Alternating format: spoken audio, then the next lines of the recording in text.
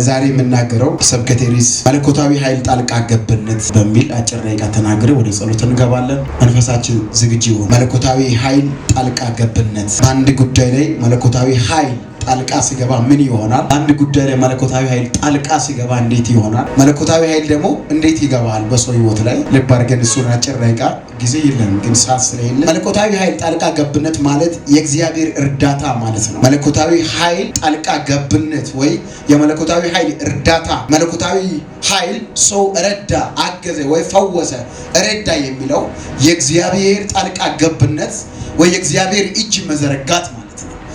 መለኮታዊ ኃይል በመካከላችን አለ። ኢየሱስ ጌታ ነው። የሚረዳ መለኮታዊ ኃይል፣ የሚያግዝ መለኮታዊ ኃይል፣ የሚፈውስ መለኮታዊ ኃይል በመካከላችን እዚህ አለ። ዛሬ ከዚህ ኃይል ጋር ትገናኛላችሁ። በአንድ ሰው ጉዳይ ላይ መለኮታዊ ኃይል ጣልቃ ይገባል። በተበላሸው ጉዳይ ላይ መለኮታዊ ኃይል ጣልቃ ይገባል። ሃሌሉያ! ንገሩ አጠገብ ያለ ሰው ማንኛው በተበላሸው ጉዳይ ላይ በልሲ የእግዚአብሔር መለኮታዊ ኃይል ጣልቃ ይገባል። ከዛ በኋላ እንደገና ይስተካከላል፣ እንደገና ያማረ ይሆናል። አሜን አሜን አሜን። ኢየሱስ ጌታ ነው። የመለኮታዊ ጣልቃ ገብነት ከተፈጥሮ ውጭ የሚገለጠው ክብር ማለት ነው። መለኮታዊ ጣልቃ ገብነት ማለት ከተፈጥሮ ከታስተካከለ ከስነ ስርዓት በዚህ ከተባለው ከስነ ስርዓት የምትገባው ከመንገድ ውጭ መረዳት ማለት ነው። ይህ በሰው አይምሮ አይቻልም። ይህ በሰው አቅም አይቻልም። በገንዘብ አይቻልም። በሀብት አይቻልም። በስልጣን ማይቻልበት መንገድ እግዚአብሔር ጣልቃ ገብነት ዛሬ ይገባኛቸዋል። ባሰባችሁ መንገድ ሳይሆን ባላሰባችሁ መንገድ እግዚአብሔር ጣልቃ ይገባል። ሃሌሉያ ሃሌሉያ! ኢየሱስ ያድናል። ጣልቃ ገብነት መለኮታዊ ጣልቃ ገብነት ብዬ ሳወራ ብዙ ነገር ጣልቃ ገብነት እኛ ማናቀበት መንገድ እግዚአብሔር መጥቶ ጣልቃ ገብቶ የኛ ጉዳይ ስናስተካከል እንመለከታለን። እኛ ብዙ ጊዜ እግዚአብሔር የረዳው ነገር ሰይጣን በተለይ ሁኔታ አስረስቶ ያልመጣ ነገሮችን ፊት ለፊት ያለው ነገር አሳይቶ ያታልናል፣ ይረብሽናል። እኛ ማንችለው ነገር፣ እኛ ማናቀው ነገር፣ እኛ ማድረግ ማንችለው ነገር ላይ እግዚአብሔር ጣልቃ ገብቶ ብዙ ጨለማ ወደ ብርሃን ቀይረዋል።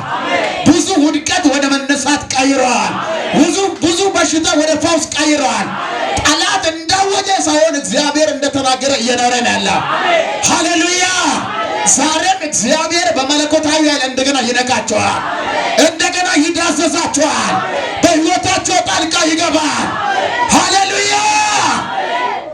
መለኮታዊ ኃይል ከመጣ የማን እውቀት አይም ከእግዚአብሔር ጋር ያለውን ምንድነው ምናምን ግምት የለም፣ ደረጃ የለም፣ ዘር ቢር የሆነ ነገር ጎበዝ ነህ ሰነፍ የለም።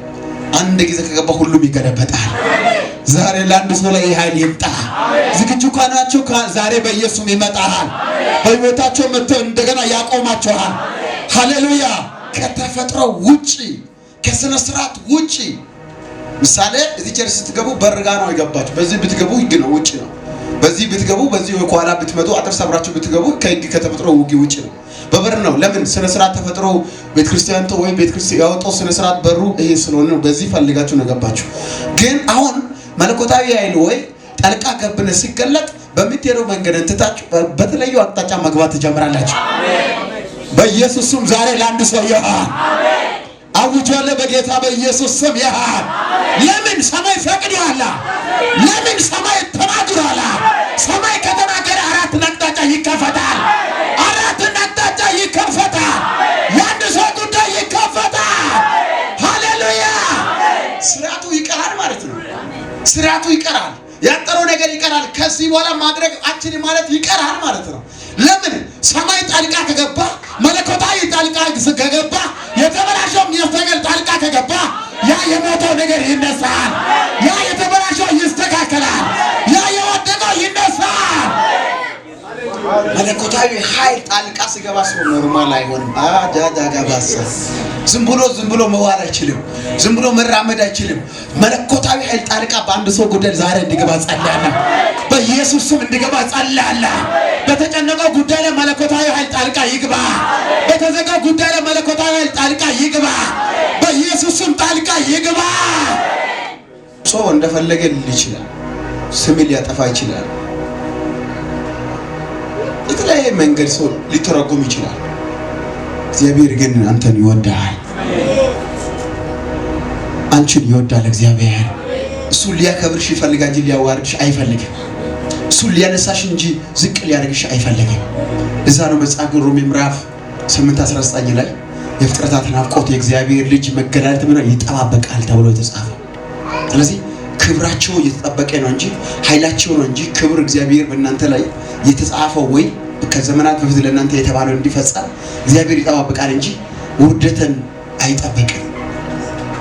ዛሬ ግን በምን አይነት ደካማ ውስጥ ላይ ባላችሁ ሰዎች እግዚአብሔር ጣልቃ እንዲገባ ጸልያለሁ። መለኮታዊ ኃይል ጣልቃ ይገባ። በኢየሱስም ጣልቃ ይገባ።